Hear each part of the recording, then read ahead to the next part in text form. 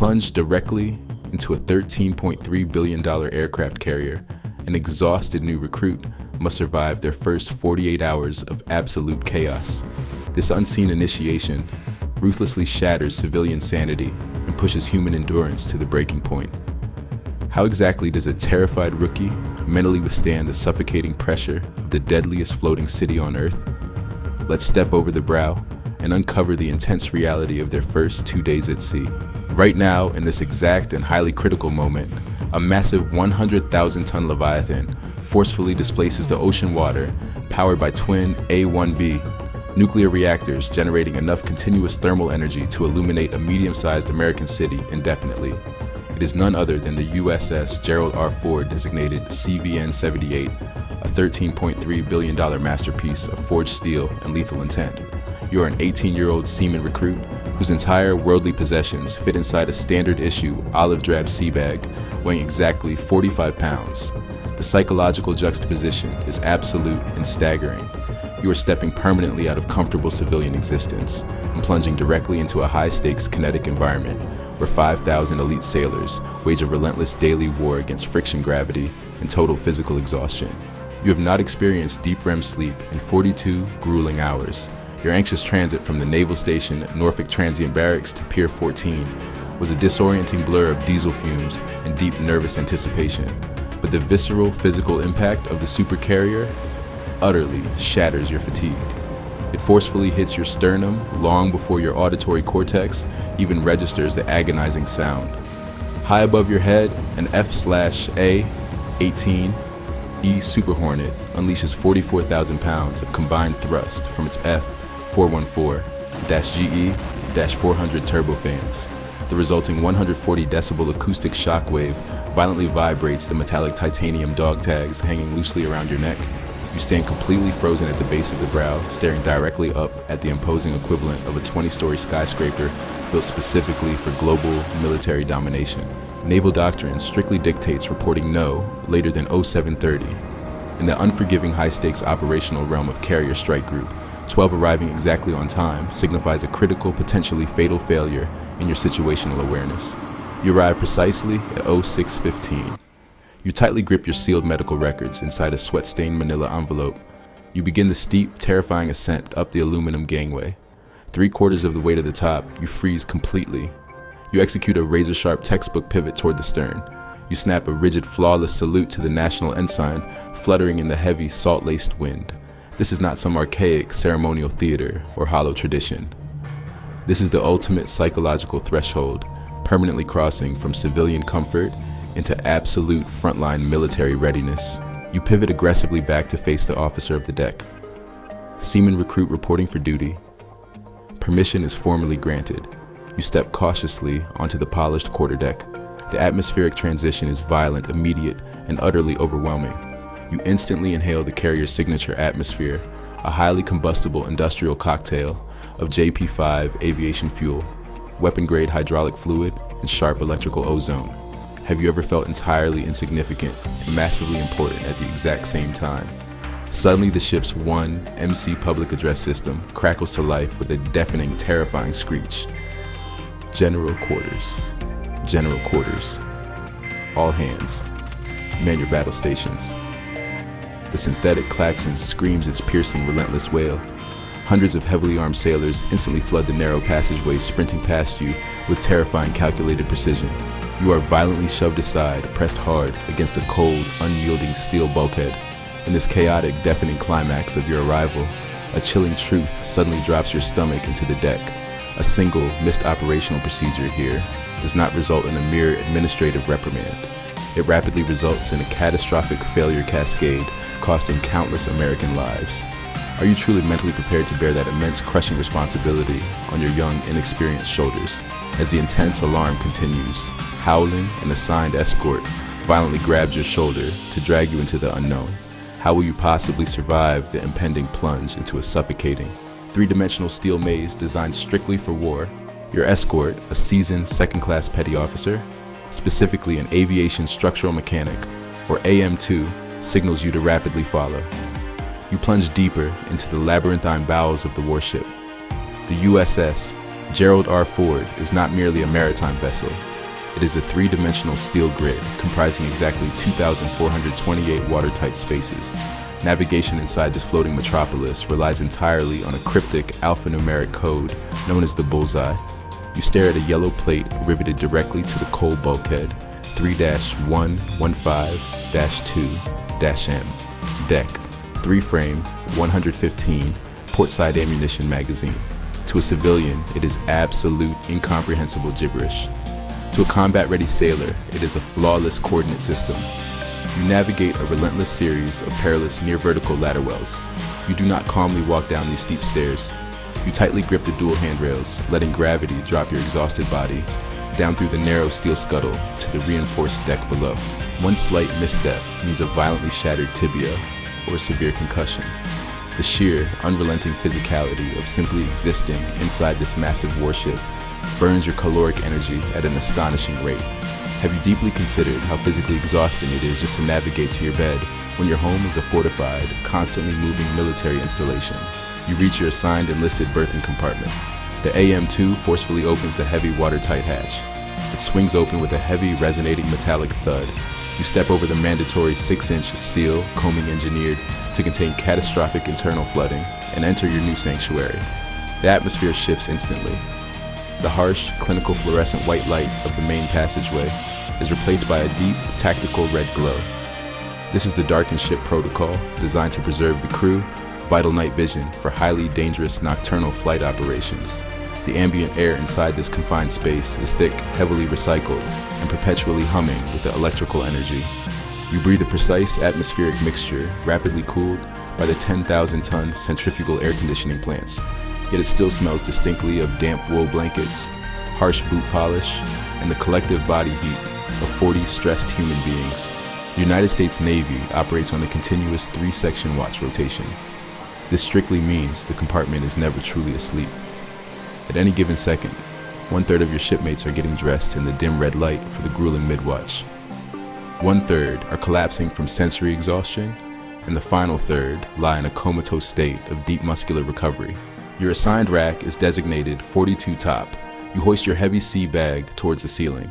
The CVN-78 features upgraded sit-up racks, a significant ergonomic improvement over legacy Nimitz-class carriers. Yet physical space remains an absolute premium.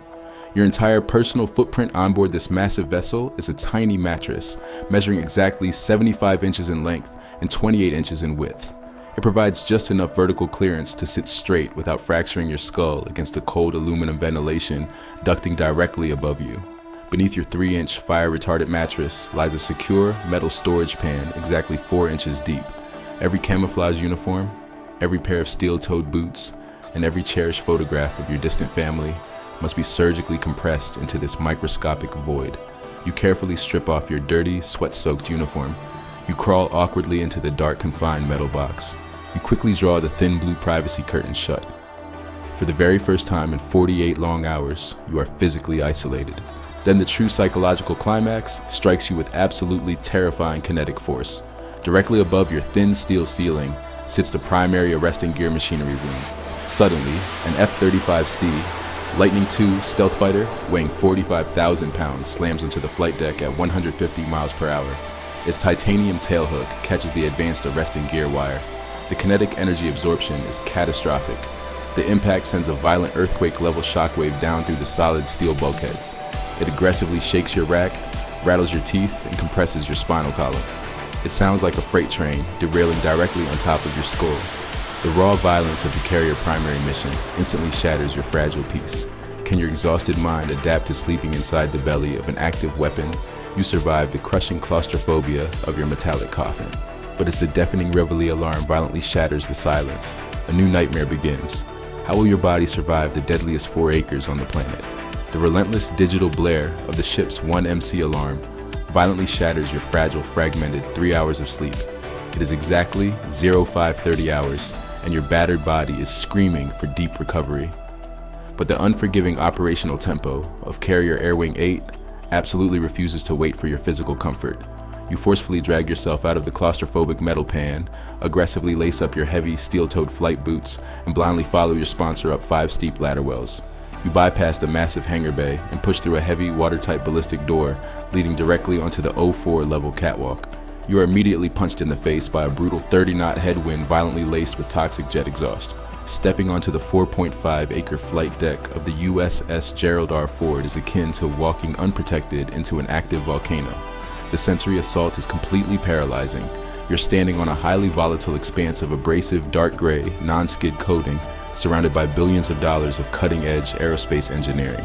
The noise level instantly spikes past 130 decibels, rendering human vocal cords completely and utterly useless. Have you ever stood completely exposed in the absolute epicenter of a localized man-made category? 3 Hurricane communication here relies entirely on a highly choreographed, high-stakes visual ballet of aggressive hand signals and precise body mechanics.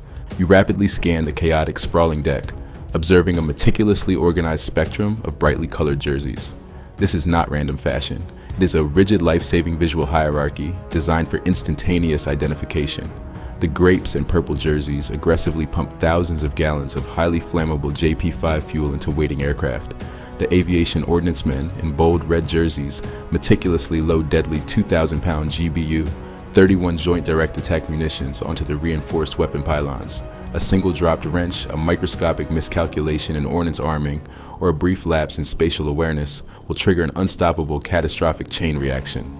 Death here does not gently knock. It aggressively sweeps across the deck at supersonic speeds. Your sponsor violently yanks you firmly behind the heavily reinforced red and white foul line.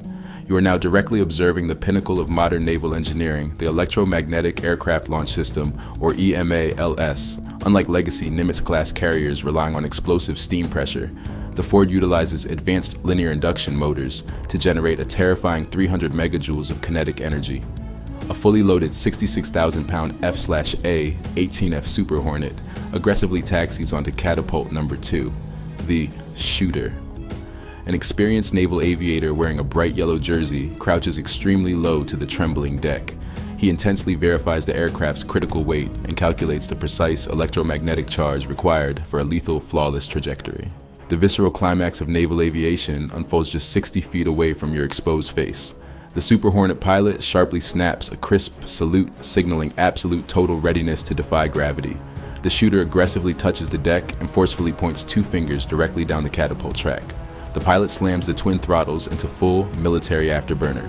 2 blindingly bright, violently turbulent cones of blue-orange plasma erupt from the dual exhaust nozzles, instantly vaporizing the surrounding ocean moisture. The heavy jet blast deflector shield aggressively deflects the 3,000-degree thermal nightmare straight up into the turbulent sky. The catapult fires with a terrifying heavy metallic slam that violently shakes the very marrow inside your bones. In precisely 2.5 seconds, the EMALS hurls the massive, fully loaded combat aircraft from a complete standstill to a blistering 165 miles per hour. The sheer kinetic force of the launch aggressively punches the air straight out of your lungs. You stand utterly paralyzed, staring in absolute awe as the lethal machine successfully claws its way into the low cloud cover. Yet there is absolutely zero time to blindly marvel at the spectacular, violent physics of human flight. Before the powerful exhaust fumes even begin to dissipate, a heavy E-2D, Advanced Hawkeye, aggressively taxis directly onto the exact same catapult. The relentless industrial rhythm of the flight deck resets instantly, operating with cold, unforgiving mechanical precision. Can you maintain extreme hypervigilant focus when total sensory overload is the permanent baseline reality? You have miraculously survived the terrifying acoustic shockwaves and the deadly high-speed choreography of the sprawling flight deck. But physical survival is merely the preliminary qualification in this brutal maritime endurance test. As your sponsor violently guides you back into the dark, suffocating bowels of the Supercarrier, a much darker reality looms. How will your breaking mind handle the grueling 18-hour work cycles waiting deep below? Let the real work begin.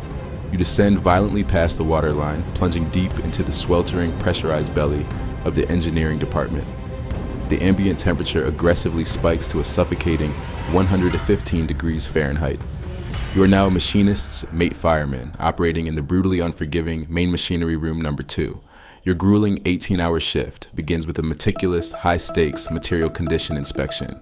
You forcefully torque brass valves, desperately fighting against 600 pounds per square inch of superheated steam pressure. The deafening mechanical roar of the ship's massive reduction gears completely drowns out your own racing heartbeat. There's absolutely no natural sunlight down here. There's only the harsh, flickering fluorescent glare reflecting off miles of complex titanium piping. Have you ever worked so physically hard that your sweat literally evaporates before it hits the steel deck? The operational tempo is a crushing weight. You must aggressively memorize complex schematic diagrams of the thermodynamic cycle while physically exhausted. A chief petty officer barks highly technical orders demanding absolute flawless execution of emergency casualty control procedures. You quickly realize that sheer willpower must completely override deep physical agony. The United States Navy does not care about your sore muscles or your severe sleep deprivation. It only cares about continuous, uninterrupted forward propulsion. You tightly grip a heavy steel wrench, your blistered hands trembling violently from severe lactic acid buildup. You are pushed aggressively past your perceived human limits, forcing your mind to adapt instantly or fail completely in a highly dangerous environment. Then the ultimate physical and mental climax violently arrives. The 1MC sharply broadcasts an urgent, terrifying command. Rigged for maximum speed, Carrier Strike Group 12 is aggressively repositioning for a massive coordinated strike package launch. The two A-1B nuclear reactors are forcefully pushed to their absolute thermal limits. A critical main feed pump suddenly triggers a high-pressure alarm threatening a catastrophic cascade failure. You do not panic. You react with cold, highly drilled robotic precision. You aggressively isolate the compromised hydraulic line, rapidly manually bypassing the massive valve in less than 40 seconds. The deafening scream of the turbine aggressively pitches up, violently vibrating the entire compartment. The massive supercarrier forcefully accelerates to over 30 knots, slicing aggressively through the unforgiving ocean. You successfully saved the launch. You kept the massive mechanical heart relentlessly beating. In the sweltering, hyper-pressurized steel pit, you finally experienced a profound psychological transformation. The brutal exhaustion suddenly evaporates instantly, replaced by an overwhelming, indestructible surge of raw pride.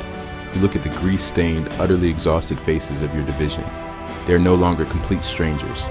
They are your brothers and sisters, permanently forged together in the intense, unforgiving crucible of naval service. This unbreakable, blood-deep camaraderie simply does not exist anywhere in the comfortable civilian world. It is exclusively earned through shared, unrelenting suffering and absolute, unwavering trust in one another during extreme combat. This is exactly what the first 48 hours on a supercarrier ultimately accomplish. They ruthlessly strip away your civilian entitlement, violently break down your psychological barriers, and aggressively rebuild you out of hardened military steel. You stepped onto the polished quarterdeck as a terrified, overwhelmed 18-year-old kid. You emerged from the sweltering machinery room as a vital, highly lethal component of the greatest maritime strike force in human history. Do you possess the unbreakable, unyielding mental fortitude to stand the watch when the entire world is violently burning? Over 100,000 young Americans bravely face this brutal, terrifying crucible every single year. They willingly sacrifice their youth, personal comfort, and precious sleep to project absolute American strength across the globe. Their silent, relentless daily sacrifice guarantees our ultimate freedom. They are the unseen, unsung heroes operating deep within the shadows of this floating fortress, ensuring that freedom permanently reigns. If this raw, unfiltered glimpse into the brutal reality of naval service gave you a newfound profound respect for our military personnel, heavily smash that like button right now. Subscribe to our channel immediately to join our ranks. We will continuously bring you the most intense, highly accurate military breakdowns on YouTube. Honor their sacrifice, respect the massive machine, and stay fiercely vigilant.